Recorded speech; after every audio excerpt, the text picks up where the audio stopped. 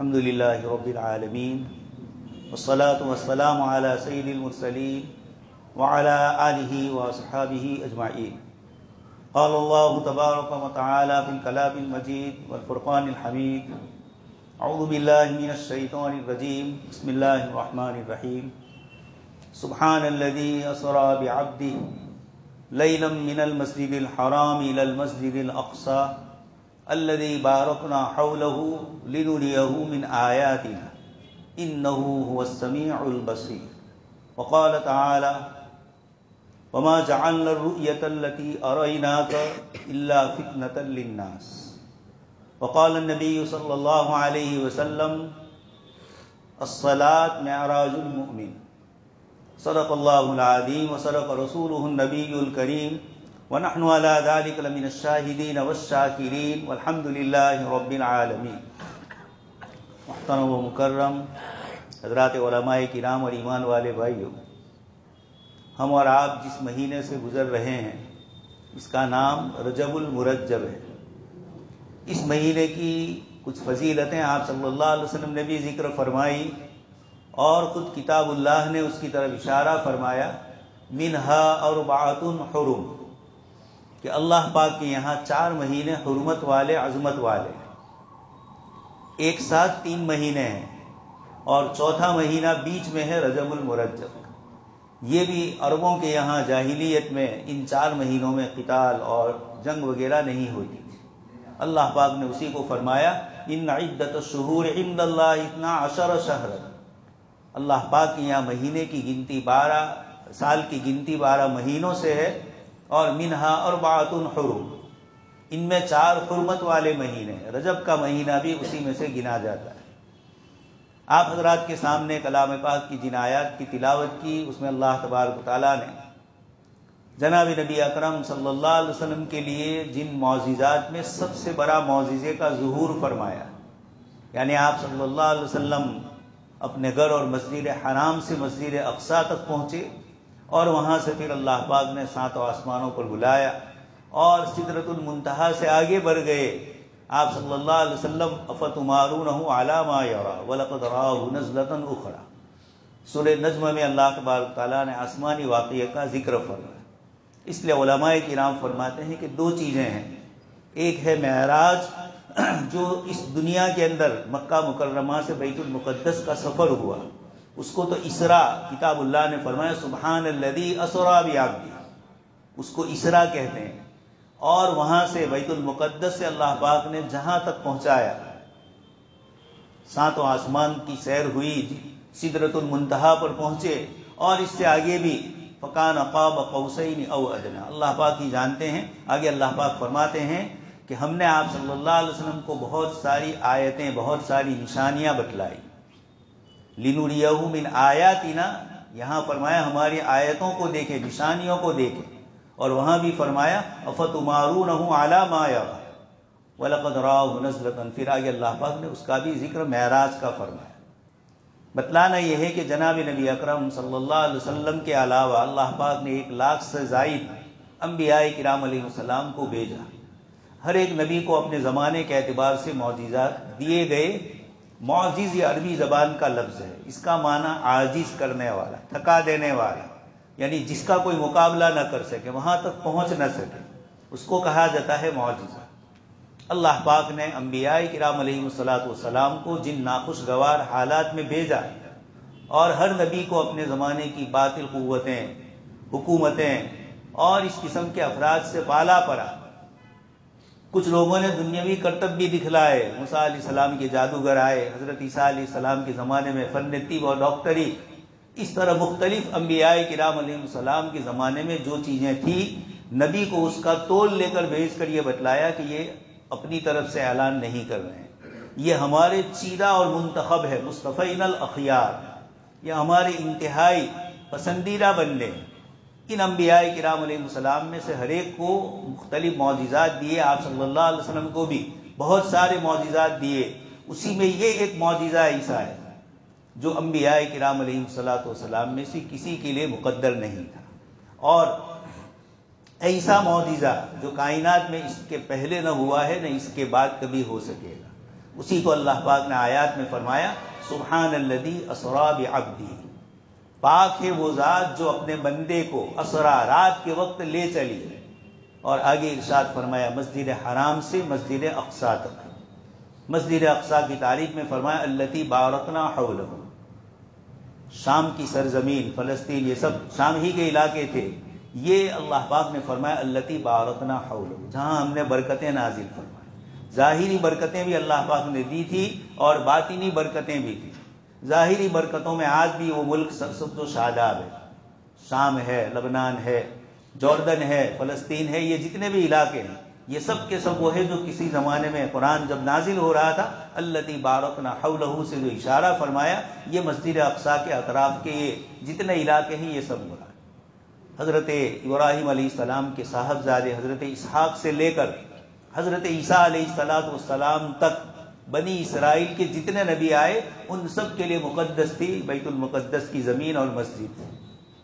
جناب نبی اکرم صلی اللہ علیہ وسلم کو معراج میں لے جانے سے پہلے آپ صلی اللہ علیہ وسلم کو جو حالات پیش آئے اس کی روشنی میں معراج کو سمجھنا ہے تاکہ قیامت تک امت کو جب جب بھی حالات پیش آئیں گے اللہ پاک کی طرف سے مددیں اور نصرتیں کیسی آتی ہے یہ اللہ پاک نے اس صورت میں جناب نبی اکرم صلی اللہ علیہ وسلم کے اس سفر میں فرمایا. آپ جانتے ہیں اللہ کے نبی صلی اللہ علیہ وسلم نے دعوت کا اعلان فرمایا، نبوت کا اعلان فرمایا تو 4 سمت سے آپ کی مخالفتیں شروع ہوئی. مکہ مکرمہ میں، طائف میں، اطراف کے قبائل میں سب جگہ پر آپ کو پریشان کیا گیا، آپ کے صحابہ کو ستایا گیا. اور خود ایک بڑا مسئلہ آپ صلی اللہ علیہ وسلم کے ساتھ یہ پیش آیا کہ 3 سال تک آپ کا بائیکاٹ کیا گیا. جو آپ پر ایمان لائے اور آپ صلی اللہ علیہ وسلم شعب ابی طالب میں آپ رہتے تھے، مکہ والوں نے باہر کے تجارتی قافلوں کو اعلان کر دیا تھا کوئی ان کو چیز نہ بیچے، اور اگر بیچنا ہے تو مہنگے دام سے بیچے. ہر قسم کی ناکہ بندی کر دی گئی تھی جناب نبی اکرم صلی اللہ علیہ وسلم اور صحابہ کرام. حضرت سعد بن ابی وقاص رضی اللہ تعالیٰ عنہ ایمان لے آئے. وہ فرماتے ہیں کہ ہم لوگ درختوں کے پتے اور جنگل کی چیزیں کھاتے تھے جو میسر ہوئی، کھانے پینے کی چیزیں تک میسر نہیں تھی. اور فرماتے ہیں کہ اس کی وجہ سے ہمارے استنجا میں بھی مینگنیا جیسا سخت استنجا ہوتا ہے. یہ تکلیفیں اور پریشانیاں جو برداشت کرتا ہے اس کو معلوم ہوتا ہے. ایک چیز ہم یہاں جب تک کسی کو کسی چیز سے سابقہ اور پالا نہیں پڑتا ہے آدمی اس کو معمولی سمجھتا ہے، لیکن جب آدمی پر خود حالات آتے ہیں تب پتہ چلتا ہے معمولی تکلیف بھی کتنی بڑی ہے. یہ 3 سال تک مسلسل جناب نبی اکرم صلی اللہ علیہ وسلم اور صحابہ کرام کو پریشان کیے گئے. پھر اللہ پاک کی طرف سے راہ کھولی گئی اور آپ صلی اللہ علیہ وسلم اس کے فوراً بعد ہی اسی میں یہ واقعہ پیش آیا کہ 2 حضرات جو آپ صلی اللہ علیہ وسلم کے انتہائی غمخوار تھے، ام المؤمنین حضرت خدیجہ الکبریٰ رضی اللہ تعالیٰ عنہ، ان کا انتقال ہوا. اور تھوڑے دن آگے پیچھے جناب ابو طالب آپ صلی اللہ علیہ وسلم کے چچا جنہوں نے آپ کی ہر وقت حفاظت فرمائی ان کا بھی انتقال ہو گیا.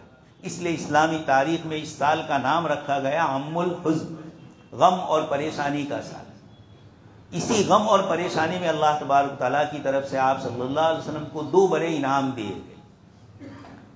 بیچ میں ایک واقعہ طائف کا رہ جاتا ہے. آپ صلی اللہ علیہ وسلم جب شعب ابی طالب سے اللہ پاک نے وہاں سے چھٹکارا اور راحت نصیب فرمائی تو پھر آپ صلی اللہ علیہ وسلم نے سوچا کہ مکہ والے نہیں سن رہے ہیں تو طائف جائیں.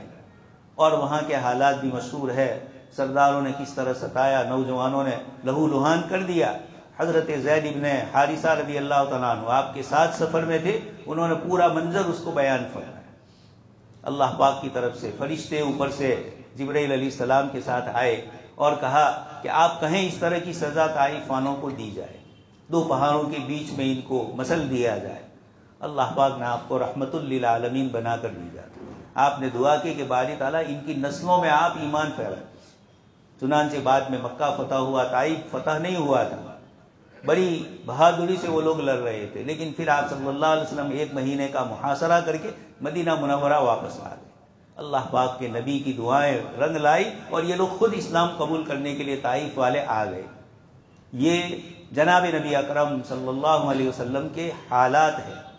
اب طائف سے مکہ آنا ہے، جس شہر میں آپ نے اپنی زندگی کے 53 سال گزارے اسی سرزمین پر، آپ وہاں پیدا ہوئے، خاندان ہے آپ کا، لیکن اب دوبارہ طائف سے واپسی پر مکہ آنا آسان نہیں تھا۔ ضابطے اور اصول جاہلیت کے یہ تھے کہ جب تک کوئی پناہ نہ دے وہاں تک آپ اپنے وطن میں بھی نہیں رہ سکتے۔ مطعم ابن عدی جو آپ کے رشتے کے، آپ صلی اللہ علیہ وسلم کے خاندان کے ہیں، یہ اپنے بچوں کو لے کر گئے اور مشرکین سے کہا کہ ان کو میں پناہ دیتا ہوں۔ یہ حالات تھے آپ صلی اللہ علیہ وسلم پر۔ اس موقع پر اللہ پاک کی طرف سے دو ایسی چیزوں کا صدور ہوا جو آپ صلی اللہ علیہ وسلم کی اعلیٰ اور عرفہ زندگی کا، اور آپ صلی اللہ علیہ وسلم کی اللہ پاک کے یہاں افضلیت کا، محبوبیت کی جو شان ہوتی ہے وہ اجاگر ہوتی ہے۔ ایک طرف انسانوں نے دعوت نہیں سنی تو اللہ پاک نے جنات کو آپ کی دعوت کے لیے پہنچایا۔ قرآن کریم میں اللہ پاک نے ارشاد فرمایا وَإِذْ صَرَفْنَا إِلَيْكَ نَفَرًا مِّنَ الْجِنِّ يَسْتَمِعُونَ الْقُرْآنَ۔ جنات کی ایک جماعت، آپ بطن نخلا میں نماز پڑھا رہے تھے، قرآن کریم سننے کے لیے اللہ پاک نے وہاں پہنچا دیا، اور پھر اس کے بعد وہ ایمان لے آئے۔ اسی صورت میں آگے ہے یا قومنا اجیبوا داعی اللہ، اے ہماری قوم اللہ کے داعی کی دعوت کو قبول کرو۔ اللہ پاک نے اس کو پھر ذکر فرمایا قل اوحی الی انہ استمع نفر من الجن، کہ آپ فرما دیجئے کہ میری طرف وحی کی گئی کہ جنات کی ایک جماعت نے قرآن کریم سنا اور پھر اللہ کے بندے جنات تک یہ پیغام پہنچایا۔ یہ اللہ پاک کی طرف سے سربلندی بتلائی ہے۔ اگر انسان نہیں سن رہے ہیں تو ہم ایک دوسری مخلوق کو کھڑا کرتے ہیں، وہ آپ کی دعوت کو سنے گی اور اپنے آدمیوں تک پہنچائے گی۔ دوسرا مسئلہ تھا آپ صلی اللہ علیہ وسلم کو اللہ تبارک تعالیٰ نے معراج میں بلایا، مسجد اقصیٰ سے پھر اوپر کی دنیا کا سفر ہوا۔ یہ پورا معراج اور اسراء اللہ پاک نے ان آیات میں فرمایا سبحان الذی اسریٰ بعبدہ۔ یہاں بھی اللہ کے نبی صلی اللہ علیہ وسلم کی معراج کا ذکر ہے، اور سورہ والنجم میں 27ویں پارے میں اس میں بھی پہلے رکوع کے اندر آپ صلی اللہ علیہ وسلم اور حضرت جبریل کے ان واقعات کی طرف اشارہ کیا گیا۔ تو اللہ کے نبی صلی اللہ علیہ وسلم پر یہ حالات آئے، اللہ پاک نے فرمایا کوئی فکر نہ کرو، زمین والے نہیں سن رہے ہیں، آسمان والے سنیں گے۔ ہر آسمان پر فرشتے سے ملاقاتیں ہوتی ہے، فرشتے کے ساتھ انبیاء کرام علیہ السلام سے، اور ہر نبی فرماتے ہیں مرحبا بالابن الصالح، مرحبا بالاخ الصالح۔ یہ پورا سفر آپ صلی اللہ علیہ وسلم کا اللہ پاک کی طرف سے معراج کا، اس سے پہلے کے ناخوشگوار حالات دیکھنے کے بعد اللہ پاک نے انبیاء کرام علیہ السلام کو جتنے معجزات دیے اس کا تعلق دنیا سے، آپ کے بھی بہت سارے معجزات کا تعلق دنیا سے ہے۔ حافظ جلال الدین سیوطی رحمۃ اللہ علیہ فرماتے ہیں کہ اللہ کے نبی صلی اللہ علیہ وسلم کے 10,000 سے زیادہ معجزات تھے۔ ان تمام معجزات میں ایک تو قرآن کریم جیسا سب سے بڑا معجزہ ہے، اور دوسرا یہ معراج کا سفر ہے۔ آپ نے جسم کے ساتھ، روح کے ساتھ اس کا سفر کیا۔ کچھ لوگوں نے پروپیگنڈا کیا کہ آپ صلی اللہ علیہ وسلم کو جسم کے ساتھ نہیں پہنچایا گیا، بلکہ آپ صلی اللہ علیہ وسلم نے خواب دیکھا۔ خواب میں بھی بہت سی چیزیں دیکھی، اس کا بھی آپ نے ذکر فرمایا ہے، بخاری شریف میں وہ روایتیں بھی موجود ہیں، لیکن یہ جسم مع الروح ہوا۔ سبحان الذی اسریٰ بعبدہ، پاک ہے وہ ذات جو رات کے وقت اپنے بندے کو لے چلا، سفر کرایا۔ روح کا سفر نہیں ہوتا ہے، جسم کا سفر ہوتا ہے۔ روح تو ہے ہی باریک اور لطیف چیز۔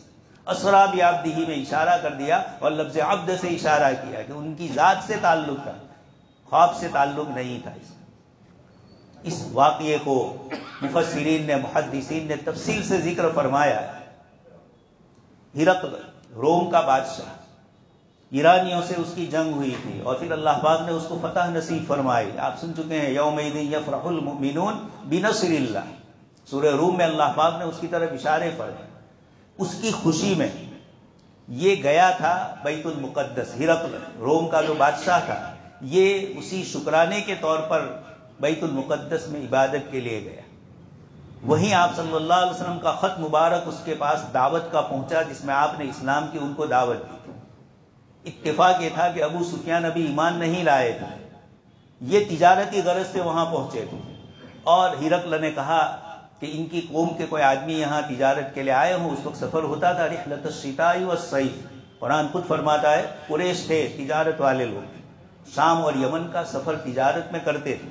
گرمی کے دنوں میں یہ سفر کرتے تھے ملک شام کا، اور سردی کے دنوں میں سفر کرتے تھے یمن کا، گرمی اور سردی کے حساب سے۔ تو اللہ کے نبی صلی اللہ علیہ وسلم کا یہ خط پہنچا، ابو سفیان سے پوچھے گئے سوالات۔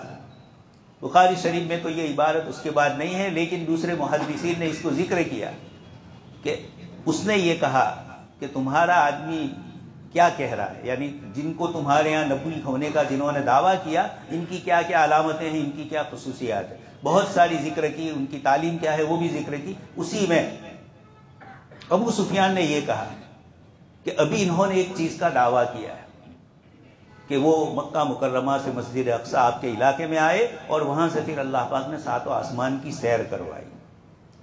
اللہ پاک کی طرف سے جناب نبی اکرم صلی اللہ علیہ وسلم کے اس معجزے کے لیے اللہ پاک نے اسی قوم کا، وہاں کا جو عیسائی پادری تھا بڑا، مسجد اقصی کا جو ذمہ دار تھا، وہ کھڑا ہوا اور اس نے کہا کہ یہ جو بات کہہ رہے ہیں کہ آپ کو آسمان تک لے جایا گیا اور مسجد اقصی لایا گیا، میں اس کا گواہ ہوں۔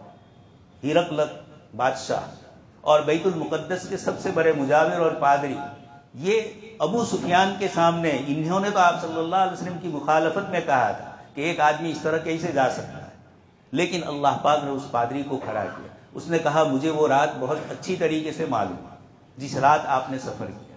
اب ہرقل کو بھی تعجب ہوا کہ یہ کیا بات ہے، کہا کہ میں روزانہ دروازے بند کرنے کی ذمہ داری میری ہوتی ہے مسجد اقصی، ایک دن ایک دروازہ بند نہیں ہو رہا تھا، میں نے بار بار کوشش کی، آدمیوں کو بلایا، انہوں نے کہا کہ شاید عمارت کا بوجھ دروازے پر آ گیا اس لیے یہ بند نہیں ہو رہا ہے۔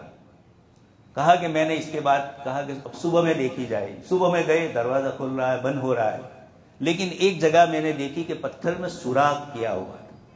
تو پارسی کی اسی مذہب کے تھے پادری، اس نے کہا کہ یقیناً کوئی نبی آج آئے ہیں اور اس کی بنیاد کے اوپر اللہ پاک نے اس بیت اللہ کو، مسجد اقصی کو کھولا ہے، اور اللہ پاک نے ان کو نماز کے لیے اس طرح کی اجازت دی، اور وہ آئے ہیں اور سفر کر کے اب آگے اس کے بعد بڑھے۔ یہ اللہ تبارک تعالیٰ نے، دشمن تو دوسرا کہنے جا رہے تھے، لیکن اللہ پاک نے وہیں سے آدمی کھڑا ہے۔ مجھے جو آپ کو بتلانا ہے کہ ملک اور انٹرنیشنل جو حالات ہیں اس میں مسلمان بہت پریشان ہو جاتے ہیں۔ ہماری تو تاریخی دعوت و عزیمت کی ہے، مقابلہ کرنے کی، اللہ کے دین کی سربلندی کے لیے محنت کرنے کی، اپنے آپ کو ایمان پر باقی رکھنے کی۔ اس لیے ان لوگوں پر حالات آئیں گے جو نبیوں سے تعلق رکھتے ہیں، لیکن اس واقعے میں اللہ پاک نے اشارہ کر دیا کہ اگر زمین والے نہیں سنتے ہیں آپ کی بات تو آسمان میں آپ کا استقبال ہوگا، اگر انسان نہیں سنتے ہیں تو جنات آپ پر ایمان لاتے ہیں اور وہ اپنی قوم میں آپ کے دین کی دعوت دیتے ہیں۔ یہ چیز بتلاتی ہے کہ اللہ پاک کے دین پر جب ہم مضبوطی سے رہیں گے تو دنیا کی کوئی طاقت نہیں، بلکہ جو دشمنی کے لیے آئے اللہ پاک ان کو جادوگران موسیٰ علیہ السلام کی طرح کر دے۔ اقبال نے جو تاتاریوں کے حملہ کرنے کے بعد عالم اسلام کو تہس نہس کر دیا، 6 صدی ہجری کی بات کر رہا ہوں، اس کے بعد انہی ترک اور تاتاریوں کو اللہ پاک نے ایمان کی دولت سے نوازا۔ اس کو اقبال کہہ رہے ہیں کہ اللہ تبارک تعالیٰ نے صنم سے، بت خانے سے لوگوں کو کھڑا کیا، اور انہوں نے 450 سال تک عثمانی سلطنت پورے ایشیا، افریقہ اور یوروپ کے علاقوں پر چھائی گئی۔ یہ اللہ تبارک تعالیٰ کی طرف سے اشارے ہیں کہ اللہ پاک کے دین کے اوپر جب آپ مضبوطی سے جمیں گے تو اللہ پاک ناخوشگوار حالات کو بھی خوشگواری میں تبدیل کرے۔ حضرت شاہ ولی اللہ رحمۃ اللہ علیہ نے اپنے مکاشفات میں لکھا ہے کہ جس وقت ہندوستان میں ناخوشگوار حالات ہوں گے انتہائی شدید، اللہ پاک اسی قوم میں سے بڑوں کو کھڑا کریں گے اور وہ ایمان کی دولت سے مالا مال ہو گئے۔ یہ اللہ کا دین ہے۔ ابو سفیان پوری زندگی مخالفت کی، لیکن اللہ پاک نے قبول فرما لیا۔ یہ اللہ تبارک تعالیٰ کا نظام ہے۔ تو آپ صلی اللہ علیہ وسلم کو معراج میں اللہ پاک کی طرف سے لے جایا گیا، سب سے پہلے فرمایا سبحان، اللہ پاک کی ذات پاک ہے، یعنی کیسے گئے، کیسے لے جایا گیا، یہ جو اشکال ہو سکتا ہے، یہ تو اوپر کی دنیا ہے۔ 500 سال کی مسافت، 500 کلومیٹر کی مسافت بیت المقدس کی رات کے تھوڑے سے حصے میں کیسے پاس کی، اور پھر وہاں سے اوپر کی دنیا۔ اللہ پاک نے پہلے ہی جملے میں فرما دیا الذی اسرا، ہمارے نبی خود نہیں گئے، الذی اسرا، وہ پاک ذات ہے جس کے لیے کائنات کے اندر کوئی رکاوٹ نہیں، وہ جس وقت چاہے کن فیکون، کسی بھی چیز کی رکاوٹ اس کے لیے نہیں۔ سائنٹسٹ زمین کے اندر کوشش کر رہے ہیں کہ نیچے کیا ہے، 6-7 کلومیٹر نیچے گئے، اس کے بعد ایسی پہاڑی چٹانیں اندر ہے زمین میں کہ یہ لوگ اب آگے نہیں بڑھ سکتے. پھر نئی مشینریاں ایجاد کی. اس کے بعد کہا جا رہا ہے کہ اب 10 کلومیٹر تک نیچے گئے ہیں، لیکن ابھی تک تحقیق کا مرحلہ جاری ہے، کچھ پتہ نہیں ہے کہ نیچے کیا ہے. اللہ تبارک و تعالیٰ نے فرمایا سبحان، میں بے عیب ذات ہوں. کسی بھی چیز کے لیے اذا اراد شیئا ان یقول له کن فیکون، اس کے لیے کسی مادے کی کسی حکم کی ضرورت نہیں. یہاں اللہ پاک فرماتے ہیں الذی اسرا، وہ ذات جو لے گئی وہ سبحان ہے. تم سمجھو کہ یہاں سے وہاں جانے میں رکاوٹیں ہو سکتی ہے. کسی زمانے میں یہ سائنس میں اشکالات ہوئے معجزے کے، لیکن اب اشکالات سب ختم ہو گئے. انسانوں نے چاند پر کمندیں ڈالی، منگل پر جا رہے ہیں. یہ ساری دنیا کی چیزیں اللہ پاک نے ارشاد فرما دیا الذی اسرا، ہم لے گئے. اور کس کو لے گئے؟ بعبدہ. عجیب جملہ ہے، قرآن نے اللہ کے رسول صلی اللہ علیہ وسلم کو اس مقام پر لفظ عبد سے، بندے سے تعبیر کیا. اس سے پہلے بہت ساری آیتیں ہیں قرآن کریم کی، انا ارسلناک شاہدا ومبشرا ونذیرا وما ارسلناک الا رحمتا للعالمین. اچھی اچھی صفات، محمد رسول اللہ والذین معہ اشداء علی الکفار. اللہ پاک نے یہ ساری تعریفیں الگ مقامات پر، لیکن معراج جیسا بڑا واقعہ اس موقع پر اللہ پاک دوسری صفت ذکر نہیں فرمانے الذی اسرا بعبدہ. عبدیت، تواضع اور مسکنت، بندوں کے ساتھ خدائیت کے دعوے نہ کرنا، خدائیت والے معاملات نہ کرنا. یہ چیزیں ایسی ہوتی ہے جو انسان کو تباہ کرتی ہے. انبیاء کرام علیہ السلام سب کے سب اللہ کے پاکیزہ بندے ہوتے ہیں، اور ان میں عبدیت کی صفت سب سے اعلیٰ ہوتی ہے. قوم کتنی ہی ستاتی ہے، یا قومنا، یا قومی، قرآن نے مختلف آیتوں میں فرمایا. یہ سب ستانے کے بعد بھی نبی کی اپنی امت سے، امت دعوت ہو، امت اجابت ہو، ان سے جو تعلق ہوتا ہے، اس بنیاد کے اوپر جناب نبی اکرم صلی اللہ علیہ وسلم کو عبدیت سے تعبیر کیا. اس مقام پر جہاں سب سے اعلیٰ مقام آپ کو دیا گیا، یہ اللہ پاک کی طرف سے اشارہ ہے کہ عبدیت ہمیں پسندیدہ ہے. تکبر اور بڑائی آدمی کی اللہ پاک ہی کے لیے ہے. الکبریاء، اللہ پاک فرماتے ہیں العظمت ازاری والکبریاء ردائی. یہ تکبر صرف میری ذات ہی کے لیے سزاوار ہے، مخلوق کے لیے سزاوار نہیں جو ہر لمحے کسی کا محتاج. یا ایھا الناس انتم الفقراء الی اللہ، اے لوگوں تم سب کے سب محتاج ہو، اللہ پاک کی ذات ہی غنی ہے. واللہ هو الغنی.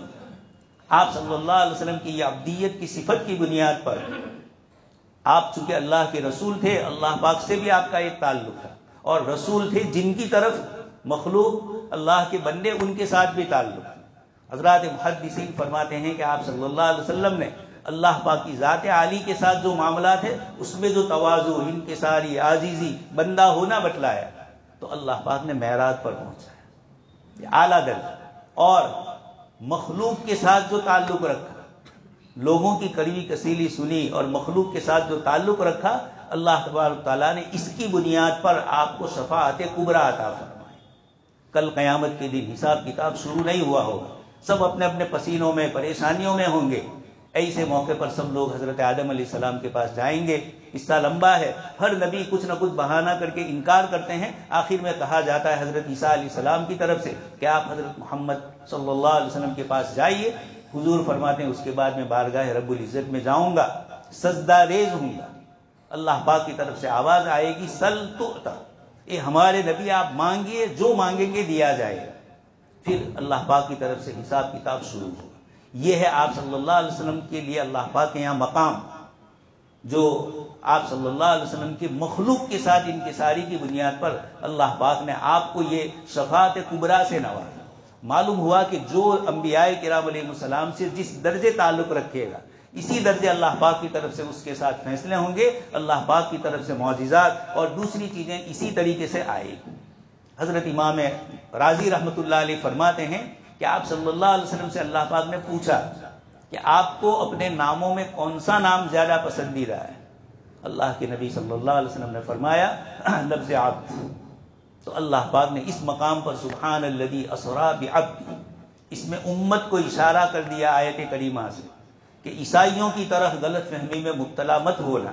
انہوں نے حضرت عیسیٰ علیہ السلام کے معجزات دیکھے تو نعوذ باللہ آپ کو ابن اللہ کہنے لگے، اللہ کے بیٹے کا مرتبہ دے دیا، جبکہ لم یلد ولم یولد. اللہ پاک نے نہ کسی کو جنا، وہ کسی سے جنا گیا، صاف اس کی ذات پاک. تکاد السماوات والارض یتفطرن، ایک آیت میں اللہ پاک فرماتے ہیں تکاد السماوات، آسمان پھٹ جائے، ایسی چیز انہوں نے کہی ان دعوا للرحمن ولدا، انہوں نے رحمان کے لیے بیٹا مانا، وما ينبغي للرحمن ان يتخذ ولدا، اللہ کے لیے کوئی بیٹا نہیں۔ تو انہوں نے حضرت عیسیٰ علیہ السلام کے وہ معجزات دیکھے جس میں اللہ پاک کی طرف سے کور کی بیماری والا، سفید داغ والا آدمی اچھا ہو جاتا، بڑی سے بڑی بیماری والا، وَأُبْرِئُ الْأَكْمَحَ وَالْأَبْرَصَ وَأُحْيِي الْمَوْتَى بِإِذْنِ اللَّهِ، اللہ کے حکم سے یہ سب کچھ میں کرتا ہوں، مردوں کو زندگی بھی اللہ پاک نے عطا فرمائی۔ اس کے دھوکے میں پڑھ کے عیسائی یہ سمجھے کہ نعوذ باللہ یہ خدائیت والی صفات ہے، تو حضرت عیسیٰ علیہ السلام کو خدا کا بیٹا تجویز کیا۔ اللہ تبارک تعالیٰ نے اس امت کو بتلایا کہ عبدیت کا مقام ہمارے یہاں اتنا پسندیدہ ہے کہ عین اس وقت جب کہ نبی سب سے اعلیٰ درجے پر پہنچے ہیں، اس وقت ابھی ہم نے ان کو عبد سے یاد کیا، تاکہ بعد میں امت، آپ صلی اللہ علیہ وسلم مرض الوفات میں تھے، بیماری میں آخری، اور اس وقت کچھ واقعات اور کچھ چیزوں کا تذکرہ ہوا۔ ایک صحابیہ رضی اللہ تعالیٰ عنہ ام المومنین، انہوں نے دوسرے علاقے کی کوئی بات کہی، اللہ کے نبی صلی اللہ علیہ وسلم نے فرمایا کہ اللہ پاک یہود اور نصارہ کو غارت کرے، انہوں نے انبیاء کرام علیہ السلام کی قبروں کو سجدہ گاہ بنایا، نبیوں کی قبر کی بات ہو رہی ہے، اس کو سجدہ گاہ بنایا۔ یہ اللہ کے نبی صلی اللہ علیہ وسلم جاتے ہوئے اپنی امت کو توحید کا سبق دے رہے ہیں، اور اس لیے لفظ عبد پر مفسرین فرماتے ہیں کہ یہ اللہ کے رسول صلی اللہ علیہ وسلم کے اس مقام کو بتلایا۔ یہ اللہ پاک کی طرف سے آپ صلی اللہ علیہ وسلم کو ان معجزات سے نوازا، یہ بتلانا ہے کہ جب تم پر ناخوشگوار حالات آئیں گے تو اللہ پاک کی طرف سے من بعد ما قنطوا وینشر رحمت حتی اذا استیأس الرسل وظنوا انہم قد کذبوا جاءہم نصرنا، ہماری مدد ضرور آتی ہے لیکن بندوں کی آزمائش، امتحان کی دنیا ہے۔ احسب الناس ان یترکوا ان یقولوا آمنا وہم لا یفتنون، ایمان کے بعد کوئی آزمائش نہ ہو، ایسا نہیں ہو سکے گا۔ ہر ایک ستائے گئے، ہر ایک کو تکلیف پہنچائی گئی، اوذیت فی اللہ ما لم یوذ احد قبلی، اللہ کی نبی صلی اللہ علیہ وسلم فرماتے مجھے جتنا ستایا گیا مجھ سے زیادہ کسی اور کو ستایا نہیں گیا۔ تو اللہ پاک نے ان آیات کی روشنی میں ہمیں تسلی دی ہے کہ جب تم اللہ کے دین پر رہو گے، اللہ پاک کا غیبی نظام کام کرے گا اپنے بندوں کے لیے، اور دنیا سمجھ نہیں پائے گی۔ اللہ پاک سے دعا ہے کہ اللہ پاک ہم سب کے ایمان کی حفاظت فرمائے، ہمارے آنے والی نسلوں کی بھی ایمان کی اللہ پاک حفاظت فرمائے۔ آمین، وآخر دعوانا۔